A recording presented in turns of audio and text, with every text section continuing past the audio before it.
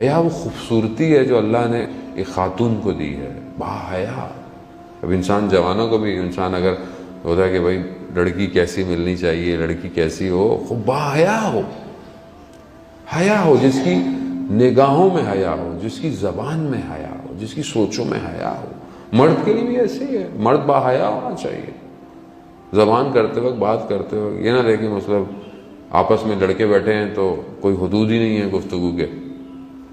ایک شخص جو ہے ایک مصر میں غالباً داخل ہوا، دیکھا کہ بازار میں دکان تھی اور اس دکان میں ایک لوہار، یعنی جو لوہے کا کام کرتا تھا، وہ آگ کی چیزوں کو ہاتھ سے اٹھا رہا ہے، ہاتھ سے۔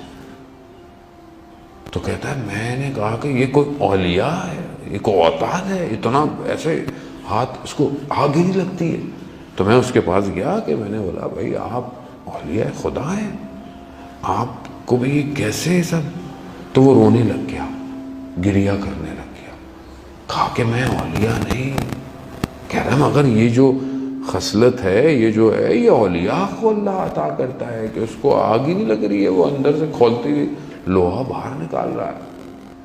تو کہا اس نے کہ میں دکان میں ایسے ہی بیٹھا ہوا تھا، ایک خاتون، ایک لیڈی آئی میرے پاس جو ضرورت مند تھی، اس کو کچھ چاہیے تھا، اس کے پاس، اس کی حالت خراب تھی، اس نے مجھ سے کچھ ہیلپ مانگی۔ تو میں اس کو دیکھ کر میرا شیطان جو ہے وہ غلط ہوا، میں نے غلط کام کے لیے اس کو کہا۔ تو اس نے بولا کہ میں اس کام کے لیے نہیں ہوں۔ وہ چلی گئی، تو میں نے کہا جاؤ پھر۔ دوبارہ وہ آئی کیونکہ وہ بیچاری مجبور تھی، اس کے پاس کچھ نہیں تھا، مفلس تھی۔ پھر اس نے بولا ٹھیک ہے جو بھی ہے۔ میں نے دکان بند کی، میں گیا، میں نے گھر میں دروازہ بند کرنے لگا تو اس نے بولا دروازہ کیوں بند کر رہے ہو؟ کوئی نہیں ہے، کون آئے گا؟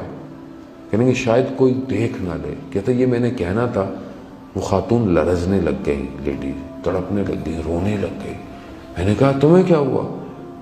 کہنے کی کہ تمہیں کسی شخص کا تو خوف ہے کہ تمہیں دیکھ نہ لے، مگر جو خدا دیکھ رہا ہے۔ کہہ رہا یہ تھا کہ وہ اتنا روئی، اس نے مجھے واسطہ دیا کہ اس نے بولا کہ اگر تم مجھے چھوڑ دو تو میں یہ امان دیتی ہوں کہ قیامت اور دنیا کی آنکھ تمہیں کچھ نہیں کہے گی۔ کہتے یہ اس کی بات میرے دل پہ اثر کیا، میں نے جو اس کو چاہیے تھی ہیلپ میں نے اس کو کی۔ تو کہتا ہے وہ دن ہے کہ مجھے یہ آگ دنیا کی کچھ نہیں کرتی، لیکن خدا نے میری خطا کو معاف کر دیا۔ عزیزان محترم، بعض اوقات دنیا کی لذتیں مجھے اچھی لگتی ہیں،